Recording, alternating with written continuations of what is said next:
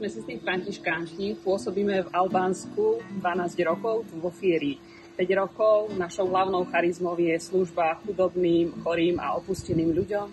Túto našu charizmu sa snažíme naplňať cez spoluprácu s Vysokou školou svätej Alžbety, s pomocou ktorej sme otvorili ambulanciu všeobecného lekára tu vo Fieri. Snažíme sa pomáhať ľuďom, zvlášť tým, ktorí sú na okraji spoločnosti, ktorí si nemôžu zdravotníckú starostlivosť tu v nemocniciach dovoliť, pretože je všetko platené. Sa stretávajú u nás ženy, vdovy, alebo ktoré sú samé.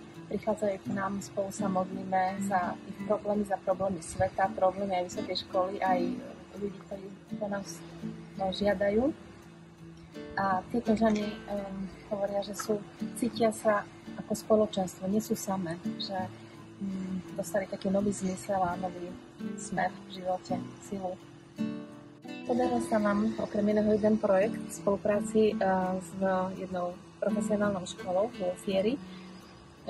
Kurz šitia pre ženy a pre dievčatá. Pre ženy sa nám podarilo ten kurz dotiahnuť až do takej podoby, že získali certifikát pre prácu v Albánsku, v súkromnom aj v verejnom sektore. Ja som veľmi rád, že v roku 2019 nás práve sestra Alena oslovila s pánom profesorom, aby sme išli do spolupráce a otvorili túto ambulanciu pre tých najbiednejších, ktorí si nemôžu dovoliť v Albánsku alebo vo Fieri a okolí zdravotnú starostlivosť a nemajú prístup ani vlastne k liekom.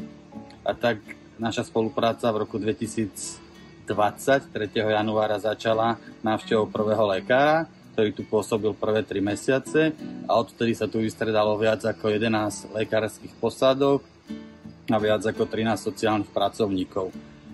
Myslím, že druhá posádka bola Monika Pavločková, ktorá vlastne rozbehla okrem ambulancie aj komunitné centrum pre deti a mládež, ktoré funguje dodnes.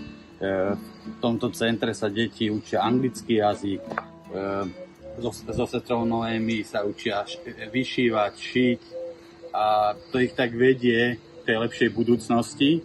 Mnoho rodičov, keď som sa tu s nimi stretli, si pochvalovalo a ďakovalo za to, že sa im sestry venujú a že Vysoká škola tento projekt podporuje, lebo vidia lepšiu budúcnosť svojich detí.